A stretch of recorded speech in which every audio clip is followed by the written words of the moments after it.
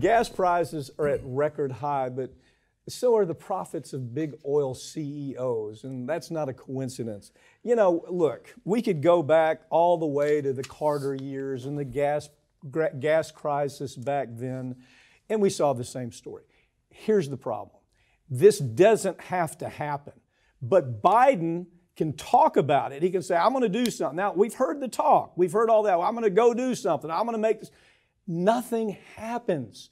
You've got the Federal Trade Commission that could shut these people down. They could argue you've got a monopoly going on here, you're price fixing. There's a stack of laws this big that could stop all this. But you have to have a Department of Justice. You have to have a Federal Trade Commission that'll actually go do it. Why won't they do it? I know that's a surprise question. Why won't they do it? Well, first and foremost, they're all gutless cowards anyway. Secondly, there's that revolving door issue. Yeah, they go to work for the industry comes and works there. Nice little rotation. Everybody wants the big payday after they leave these government services. You make friends with them, and you don't make friends by putting these people in jail. And so that is the biggest problem that we're seeing with these organizations. And the administration is afraid of it. Oh my God, we can't make them too mad because we got midterms coming up. Citizens United has given us the chance to take as much money as we want. Why would we really go after them? Look, Biden can talk all he wants. He can talk, he can have his people out front. We're going to do that. It's way past time. Do it. Stop the monopolies. This could be so important that if they start looking into it, you could actually bust up some of these monopolies that are taken. They're cartels. The cartels. Corporate consolidation is nothing different than a cartel, is it? Absolutely, and that is what we're dealing with, especially with this fossil fuel industry.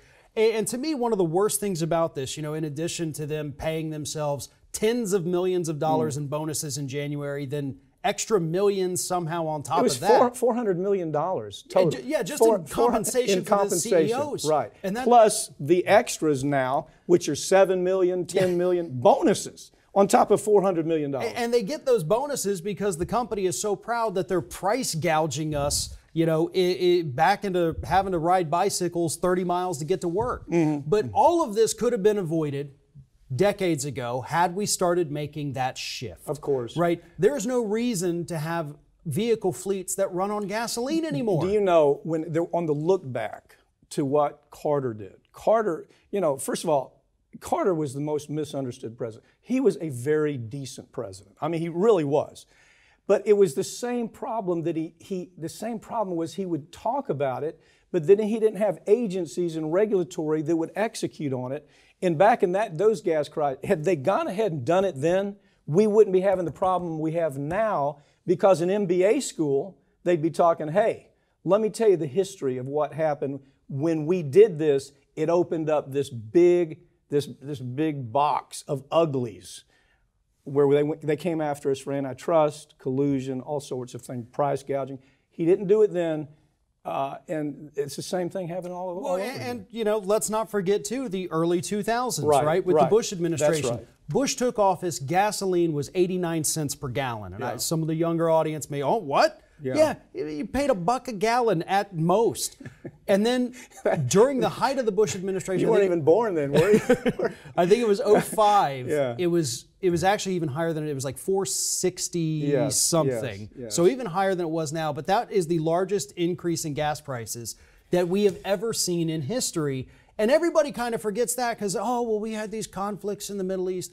No, we started wars in the Middle East. And now these oil companies are looking at Russia and Ukraine, and they're saying, we can use this to our advantage. Not only can we use it to just raise prices because why not? And blame it on Putin. Right. The blame game seems to relieve everybody because most people don't take the time. I mean, we have to do this.